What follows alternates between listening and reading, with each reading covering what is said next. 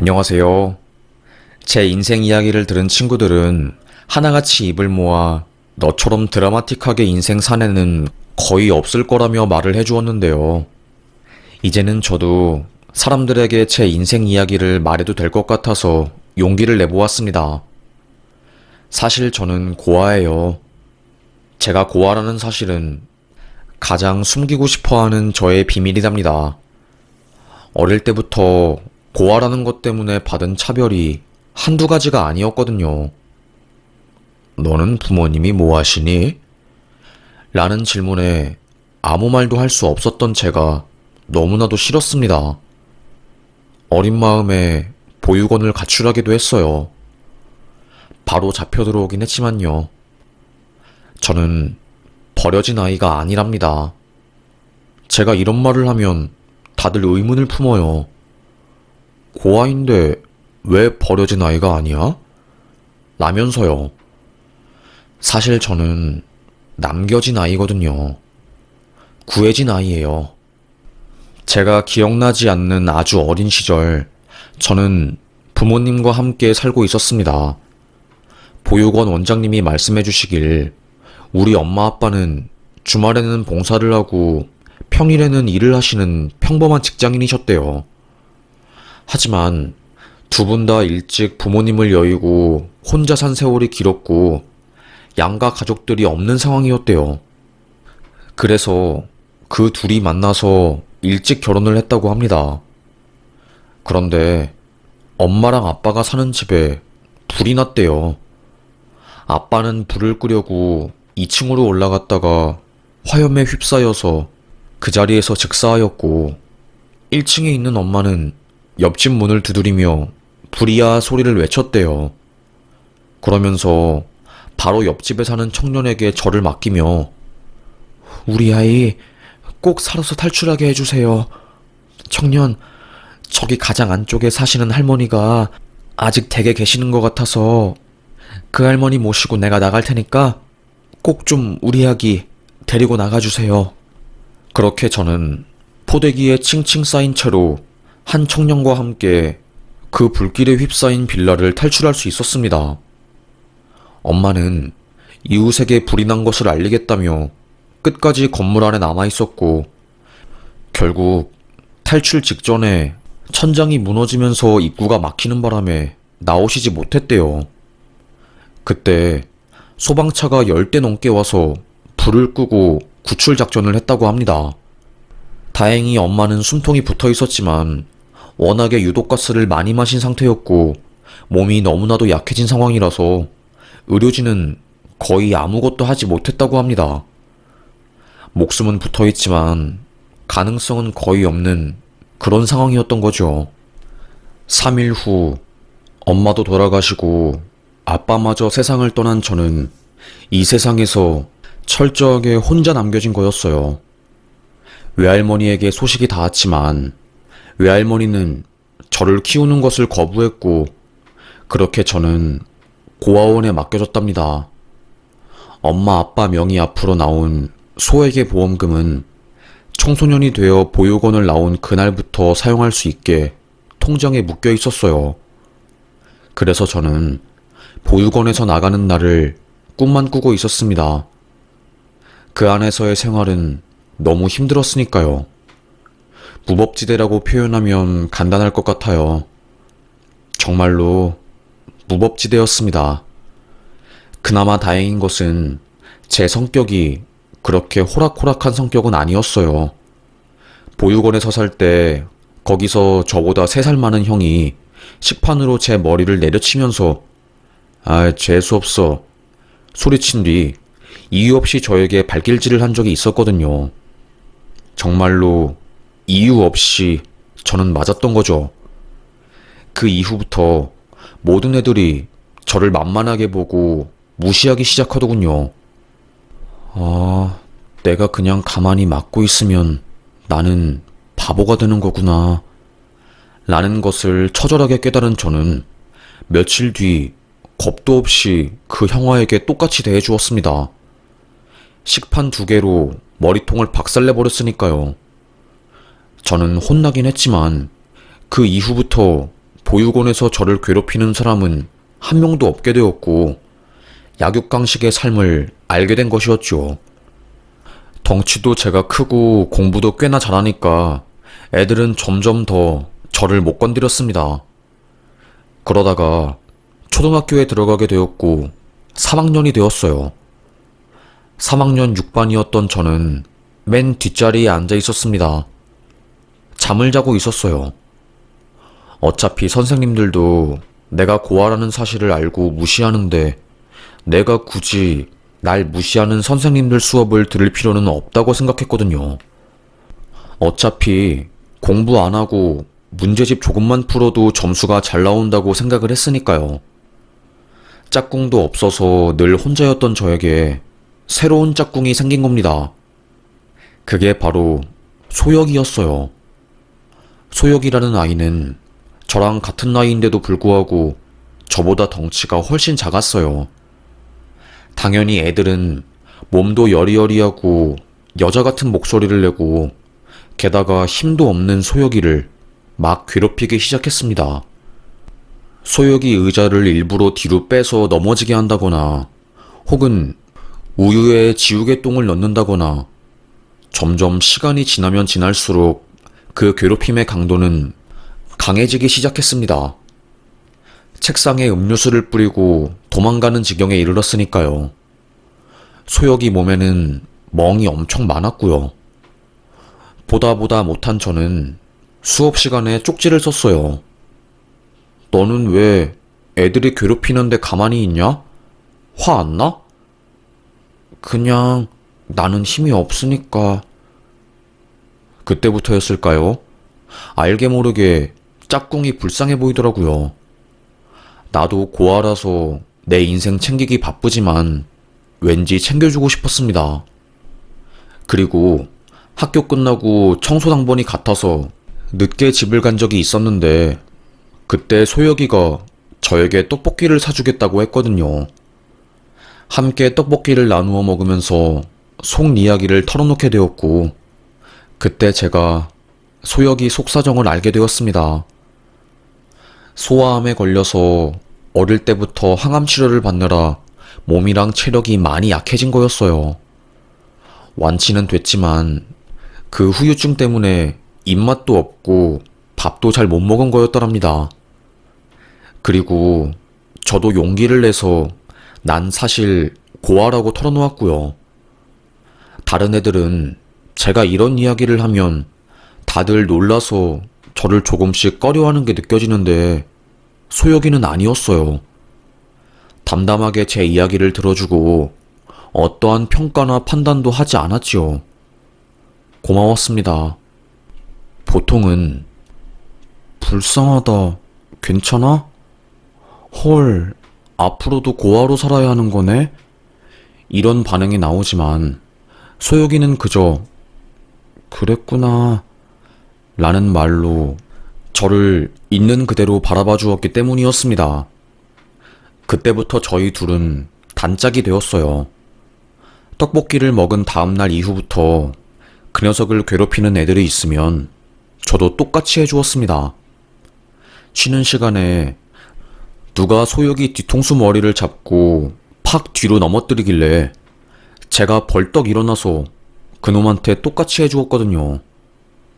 야, 김철, 갑자기 왜 그래? 아니, 왜 그러는 건데? 니도 똑같이 당해보니까 기분 더럽지? 저는 책상을 팍 엎으면서 야, 똑똑히 들어. 앞으로 이소혁 괴롭히면 나 괴롭히는 거랑 똑같이 취급할 테니까 알아서 해. 소리를 치니 애들이 더 이상 제 짝꿍을 괴롭히지 않았습니다. 그 이후로 저희 둘은 자주 붙어 다녔어요. 걔가 어느 날 철아, 우리 엄마가 너 꼭 한번 보고 싶대. 네가 엄청 궁금하다네. 혹시 오늘 학교 끝나고 우리 집 놀러 올 수 있어? 묻는 겁니다. 저는 흔쾌히 어차피 학교 끝나고 할 것도 없는데 놀러 가지 뭐. 가벼운 마음으로 소혁이를 따라갔어요. 그런데 10분 정도 버스를 타고 내린 곳은 으리으리한 저택이었습니다. 왜 그런 집 있잖아요. 드라마에서나 나올 법한 그런 집이요. 성북동이나 설해마을 같은 곳에 있는 담벼락 높은 주택이요. 저는 고아였으니까 그런 집에 단 한 번도 가본 적이 없어요. 그래서 놀란 마음에 야, 네가 이런 집에 산다고? 네 부자였어? 아니, 나 부자 아니야. 머쓱하게 웃는 소혁이 그 녀석이 달라 보였습니다. 누가 봐도 어마어마한 부자인데 티도 내지 않고 학교를 다녔다는 게 신기하더라고요. 끼익 문을 열고 들어가니 돌 계단이 보이더라고요. 그 양쪽에는 철쭉이 가득했고요. 그걸 올라가니까 신기하게 정말 새로운 세상처럼 초록색깔 잔디가 쫙 펼쳐져 있는 겁니다. 엄청 큰 강아지도 있었고요. 그때 앞치마를 맨 혁이 엄마가 환하게 웃으면서 네가 철이구나. 너무 고맙다. 네가 우리 소혁이를 지켜준다며? 소혁이가 몸이 아파서 항상 아침마다 학교 가기 싫다고 울고 그랬거든. 매일 걱정이 되었는데 네 덕분에 우리 혁이가 요즘 학교 가는 게 행복하대. 저를 꼭 안아주더라고요. 그 순간 소혁이가 부러웠습니다. 항상 혁이는 나보다 불쌍하고 내가 지켜줘야 할 존재라고 생각했는데 그 순간만큼은 가족과 함께 단란하게 사는 혁이가 너무 부러웠어요. 아주머니는 식탁에 정말 진수성찬을 차려놓으셨습니다. 제가 갈비 좋아한다는 것을 듣고 소갈비부터 시작해서 낙지호롱, 간장게장, 돌솥밥 등등 정말로 어마어마하게 한 상을 차려놓으셨지요. 아주머니가 제 앞그릇에 손으로 바른 갈비살이랑 보릿굴비 등등을 올려놔 주시는데 저도 모르게 펑펑 울고야 만 겁니다. 철아, 어머 얘 좀 봐. 어쩌니? 우는 거니? 놀란 어머님은 휴지를 가져와서 눈물을 닦아주었어요. 철이가 부모님 없이 혼자 사느라 많이 서러웠구나. 에휴, 그래. 한참 예민할 시기에 보육원에서 단체 생활하면 얼마나 마음이 힘들겠어. 저를 꼭 안아주시는 겁니다. 엄마, 철이 진짜 착한 아이예요. 철이 덕분에 제가 요즘 행복하잖아요. 철아, 우리 집에 자주 놀러와. 그래, 철아. 저녁은 항상 우리 집에서 먹고 가렴. 응? 어차피 애 아빠도 사업해서 집에 늦게 들어오니 우리 집에서 마음껏 놀다가. 그렇게 저는 그 집안의 식구처럼 항상 놀러가고 함께하게 되었습니다. 소혁이와 저는 더더욱 친해졌고요. 제 덕분에 전교에서 괴롭힘 당하던 소혁이가 더 이상 괴롭힘을 당하지 않게 된다는 것을 알게 된 어머님은 교장 선생님이랑 담임 선생님에게 따로 말씀을 했대요. 혁이를 위해서라도, 학교 폭력을 당하는 아이들을 위해서라도 철이랑 혁이랑 같은 반을 배정해 주세요. 라고요. 그래서 저는 초등학교 3, 4, 5, 6학년 전부를 혁이와 함께 보내게 되었습니다. 부잣집 아들인 혁이랑 친하게 지내니까 선생님들도 저에게 뭐라고 하지 못하시더군요. 더 이상 저를 만만하게 보지 않았습니다. 서로에게 윈윈이 된 관계였던 거였죠. 그런데 초등학교 6학년 여름방학에 혁이가 갑자기 아프게 되었어요. 혁이 집을 찾아간 저는 심장 철렁한 이야기를 듣게 되었지요. 철이야. 혁이가 오랫동안 연락이 없었지? 저저번 주부터 혁이가 갑자기 토를 하고 밥을 못 삼켜서 지금 큰 병원에 입원을 했거든. 아무래도 소아암 치료를 받으면서 면역기관이 많이 무너진 게 문제였던 것 같아. 일단 혁이 잘 치료받고 있으니까 완쾌되면 아줌마가 다시 연락할게. 미안하다. 여기까지 찾아왔는데 혁이를 못 봤네. 아, 정말요? 많이 아픈 건 아니죠? 그러면 됐어요. 알겠습니다. 아주머니 감사합니다. 혁이 잘 돌봐주세요. 방학 내내 저는 발을 동동 굴렀어요. 같이 중학교 수학도 공부하고 책도 읽고 도서관도 가기로 한 혁이가 갑자기 아프니 걱정이 되더라고요. 혁이가 없는 삶은 상상도 안 해봤거든요. 그렇게 개학을 하게 되었고 개학날에도 여전히 혁이는 학교를 오지 않았습니다. 선생님, 혁이 오늘 학교 안 와요? 당분간은 병원에 있을 것 같다고 하네. 심장이 쿵했습니다. 저는 그렇게 쓸쓸하게 맨 뒷자리에서 짝꿍인 혁이가 돌아오기만을 기다리고 또 기다렸어요. 그런데 어느 날 학교에 와보니 혁이의 사물함과 책상이 전부 깨끗하게 비워진 겁니다. 그리고 종례 시간에 선생님께서 우리 반 혁이가 많이 아파서 장기간 병원 입원을 해야 할 것 같다고 하네. 그래서 앞으로 혁이를 볼 수 없을 거야. 모두들 혁이가 빨리 나을 수 있도록 기도해주자. 알고 보니 혁이네 가족은 혁이 치료를 위해서 미국으로 급하게 가게 된 거였습니다. 놀라기도 하고 솔직히 속으로는 서운했어요. 그래도 제일 친한 친구인 나한테는 말해줄 수 있는 건데 미국에 가기 전에 이야기해주지 싶었습니다. 그래, 난 부모님도 날 떠나갔으니까 이별에 익숙한 나니까 괜찮아지겠지.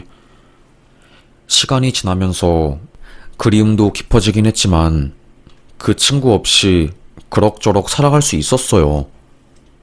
그때부터 공부를 더 열심히 했던 것 같아요. 왜냐하면 고등학교 1학년부터는 보육원을 나가서 혼자 살 수 있거든요.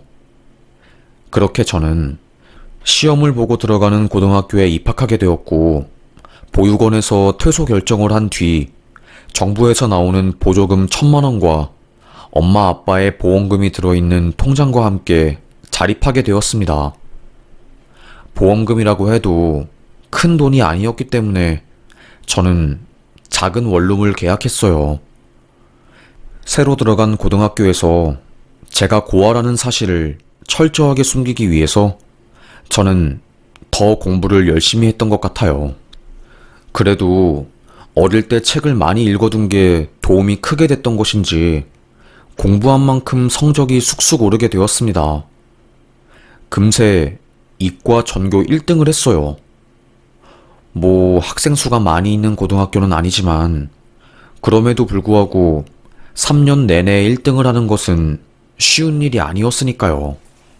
수시때 교장 선생님 추천서를 받은 저는 서울대학 중에 상위권의 원서를 넣게 되었어요.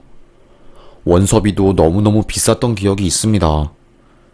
그 중에 두 군데의 대학에 1차 합격하게 된 저는 면접을 준비했습니다.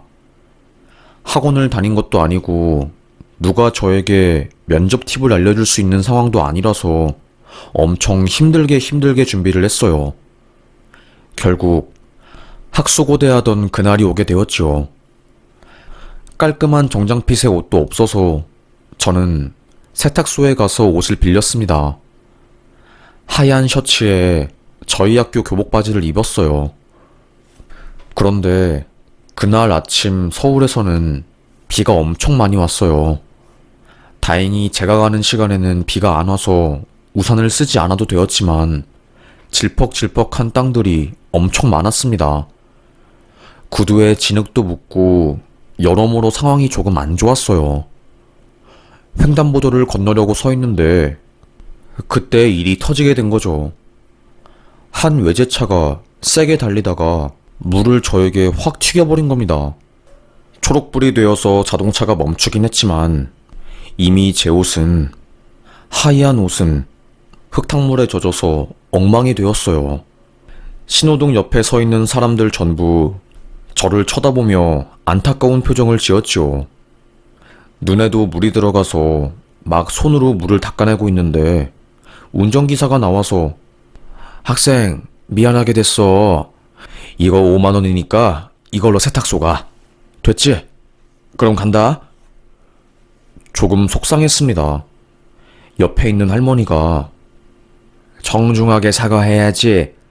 학생 눈에 흙탕물 다 들어갔는데 말이야. 5만 원 틱 주머니에 꽂아주면 그게 다예요? 저 대신 화를 내주었습니다.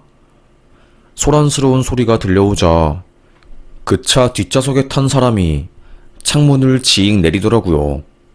그리고는 제 얼굴을 보더니 엄청 놀란 표정을 짓는 겁니다.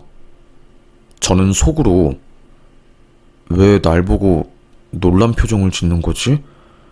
내 얼굴이 그렇게 망가져 있나? 심지어 그 할아버지는 눈에 눈물이 그렁그렁 맺혀 있는 것 같았어요. 그때 신호가 빨간불로 바뀌면서 그 차는 출발하게 되었고 저는 얼떨떨했어요. 초록불로 바뀐 뒤 횡단보도를 건너서 버스를 타고 학교에 도착했습니다. 망가져 있는 옷을 보니 속상해서 화장실로 가서 벅벅 지웠어요. 그래도 흙탕물 자국은 여전했습니다. 왜 이렇게 오늘 풀리는 게 하나도 없을까?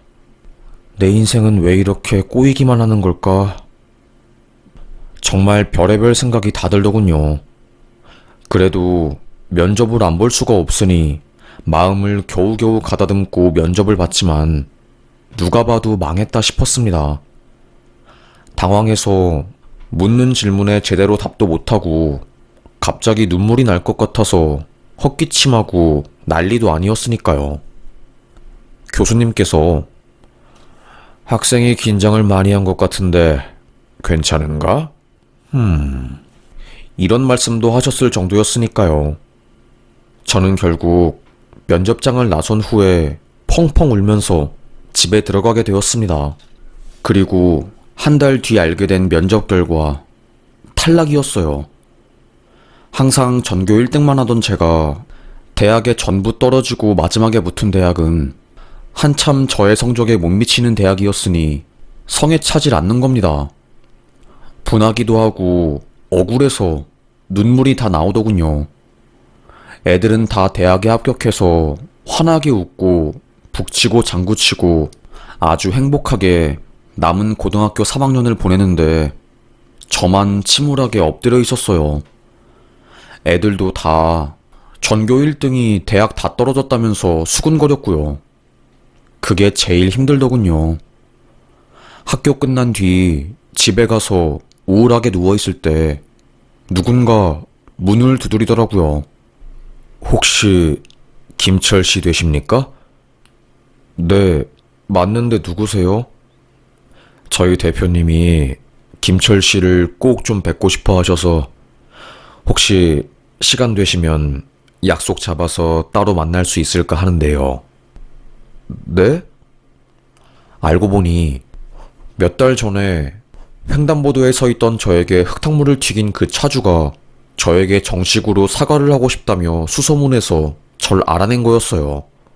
딱히 거절할 이유도 없으니 알겠다고 했죠. 그때 저는 외로웠으니까요. 그렇게 며칠 뒤 카페에서 그때 스치듯이 본 할아버지? 아저씨를 만났습니다. 아저씨는 저를 보자마자 철이가 맞지? 네가 바로 철이구나. 펑펑 우는 겁니다. 저는 그 아저씨가 누군지도 모르는데 갑자기 저를 잡고 우니까 되게 당황스러웠어요. 카페에 있는 사람들도 저를 전부 다 쳐다볼 정도였고요.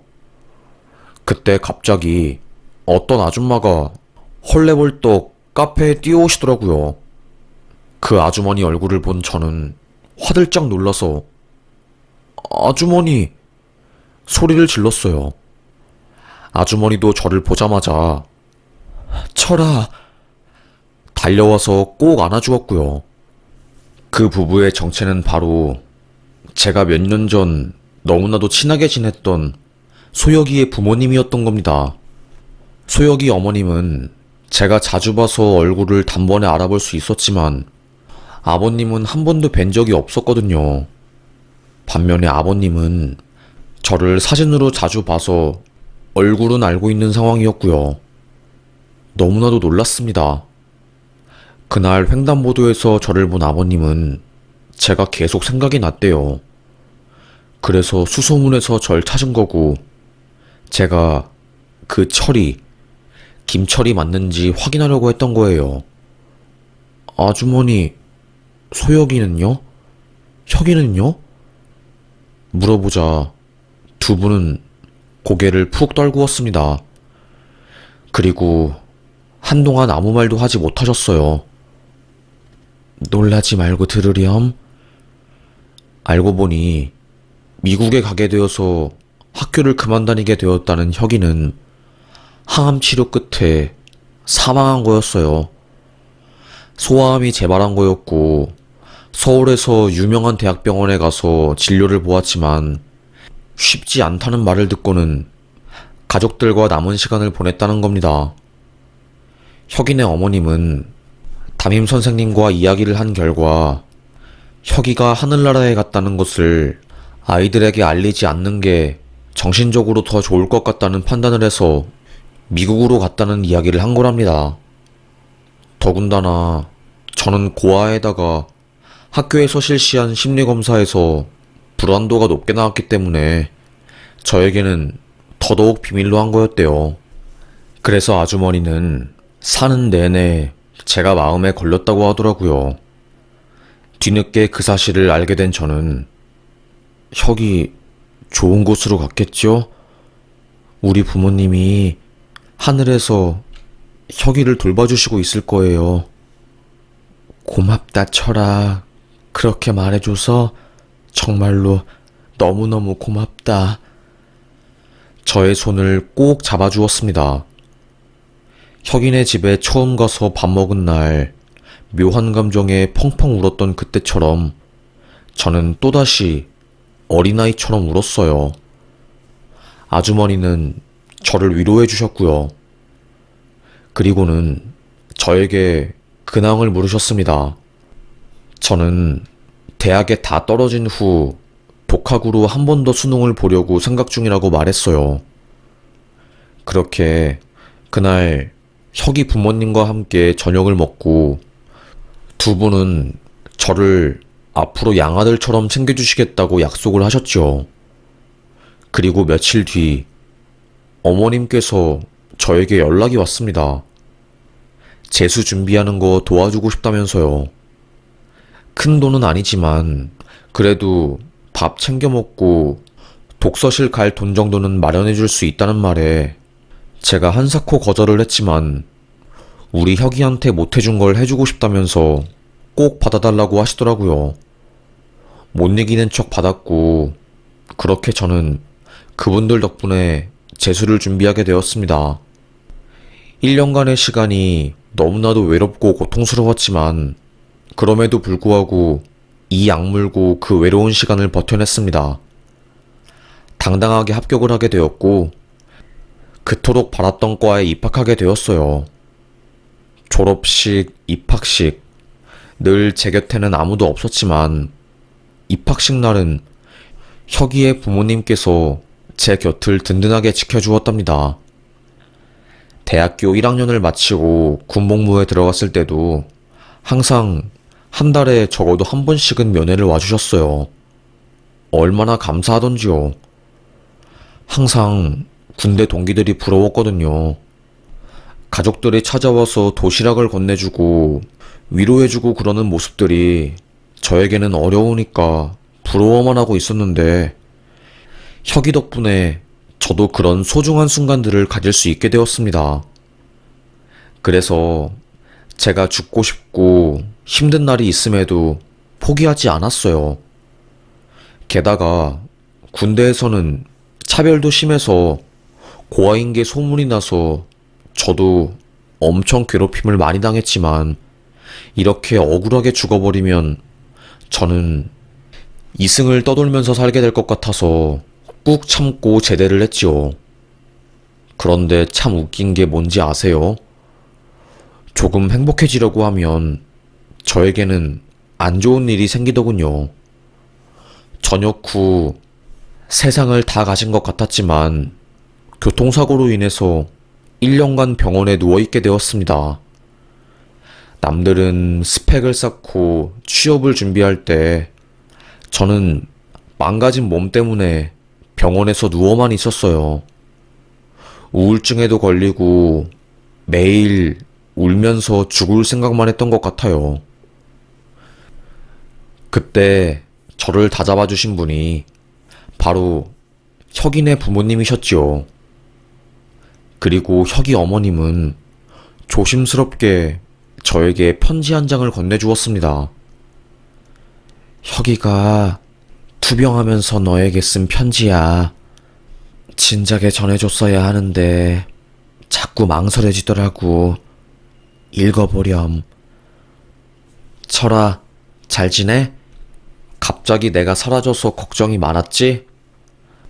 나는 너에게 나의 상황에 대해서 알리고 싶었는데 엄마가 말리네. 난 지금 항암 치료 중이야. 얼마나 더 버틸 수 있을지 모르겠어. 그래서 너한테 너무 고맙다고 말해주고 싶었어. 네 덕분에 내가 잠시 동안만이라도 학교 생활이 너무나도 행복했던 것 같아. 만약에 내가 하늘나라에 가게 된다면 네가 내 몫까지 꼭 열심히 살아줘. 내가 못 누린 것들 네가 대신해서 팡팡 누려주면서 살길 바랄게. 고마워. 그 편지를 본 순간 저는 마음먹었어요. 절대 죽지 않고 살겠다고요. 지금은 너무나도 아프고 힘들지만 언젠간 두 발로 걸어서 병원을 나가겠다고요. 그때부터 저는 재활치료를 엄청 열심히 했습니다. 제가 10년 넘게 물리치료 일을 했지만 이렇게 열심히 치료에 임하시는 분은 처음 봤어요. 정말로 대단하신 것 같아요. 이런 말들을 수도 없이 들을 정도였죠. 그렇게 저는 거의 반신마비가 오기 직전까지 갔다가 기적적으로 다시 걸을 수 있게 되었고 대학에도 복학했어요. 남들보다 늦었지만 늦은 만큼 더더욱 열심히 노력하려고 했고 그 결과 저는 제가 그토록 원했던 회사에 입사하게 되었네요. 입사하고 나서 엄청 열심히 일하니까 승진도 빠르게 되었고 제가 조금씩 원하는 삶을 살 수 있게 되었습니다. 그러면서 혁인의 부모님도 챙겼어요. 저에게는 은인과도 같으신 분들이었고 제가 늘 힘들 때마다 항상 곁에서 묵묵히 저를 지켜주신 소중한 분들이시니까요. 그리고 혁이가 있는 모란공원에 찾아갔습니다. 혁아, 네가 쓴 편지 내가 뒤늦게 봤다. 나는 아무것도 모르고 연락도 없이 사라진 너한테 서운해서 너를 원망하고 그랬는데 미안하다. 그리고 하늘에서 행복하게 잘 살고 있지? 우리 부모님도 있으니까 친하게 지내. 나는 여기서 너희 부모님을 챙길 테니까 너는 거기서 우리 부모님을 챙겨줘. 알겠지? 그리고 나도 네 덕분에 외로운 학교 생활이 조금은 행복해질 수 있었다. 고마워. 혁이의 묘소에 혁이가 가장 좋아했던 음료수인 대자와를 뿌려주고 그날 한참을 멍하니 있다가 오게 되었네요. 그리고 신기하게 그날 밤 혁이 꿈을 꾸었어요. 꿈에 나온 혁이는 환하게 웃고 있었습니다. 저랑 아주 먼 곳에 있었어요. 제가 이름을 불러봐도 대답을 하지 않고 저를 보고 그저 웃기만 했지요. 저는 안간힘을 다해서 혁이가 있는 곳으로 달려갔는데 그때 뽀얀 안개가 걷혀지더니 혁이 앞에 두 명의 남자 여자가 나타나는 겁니다. 얼굴은 보이지 않았지만 아빠와 엄마였어요. 그때 꿈속이었지만 너무나도 따뜻하고 평안한 감정을 느꼈던 것 같아요. 어린아이처럼 펑펑 울던 저는 시간이 다 되어 가야 한다는 그들의 말에 다시 미소를 지으며 그들을 안개 속으로 보내주었고, 그때 눈을 뜨게 되었어요. 그렇게 그날 부모님과 혁이의 꿈을 꾼 것을 마지막으로 더 이상 그 꿈을 꿀 수는 없었습니다. 하지만 그 꿈을 통해서 혁이랑 부모님이 잘 살고 있다는 것을 확인했고, 더할 나위 없이 행복하고 감사했네요. 그리고 저는 회사에서 아내를 만나서 3년간의 교제 끝에 결혼하게 되었습니다. 혁이네 부모님이 우리 부모님을 대신해서 상견례도 가주시고 결혼식 자리에서 부모님 자리도 지켜주셨답니다. 그 덕에 고아인 제가 고민 걱정을 덜 수 있었어요. 지금은 아내가 너무나도 이쁜 딸을 낳아서 딸내미 보는 재미로 살아가네요. 혁이네 부모님도 친손녀 본 것처럼 너무나도 저희 딸에게 잘해주시고 아내한테도 친절하게 대해주신답니다. 앞으로 살 날이 많이 남은 만큼 더더욱 열심히 살아서 내 가족을 지키고 그리고 혁이네 부모님에게 보답하고 싶습니다. 혼자라서 죽고 싶어 했던 제가 혁이라는 귀인을 만나서 이렇게 오랜 시간 도움을 받으며 살게 되었네요. 대학에 떨어진 후 인생이 끝인 줄 알았는데 그게 아니었나 봅니다. 그것이 계기가 되어서 더 열심히 살 수 있게 되었고, 흙탕물에 젖은 날 난 왜 이렇게 재수가 없을까 생각했는데 오히려 그것도 큰 행운이 되어서 혁이 부모님을 만날 수 있게 되었으니까요. 이처럼 인생은 참 알다가도 모르는 것 같아요. 참 신기합니다. 그런 게 인생이라는 것을 이제는 명확하게 알기 때문에 후회하고 슬퍼하기보다는 앞으로 나아가려고 합니다. 여전히 저는 힘든 일도 많지만 그럼에도 불구하고 감사한 것들이 더 많기에 저에게 주어진 것들에 감사하면서 살아가 보렵니다. 그럼 저의 이야기를 끝까지 들어주셔서 정말 감사합니다. 오늘도 건강하시고 행복한 하루가 되시길 간절히 기도하겠습니다. 감사합니다.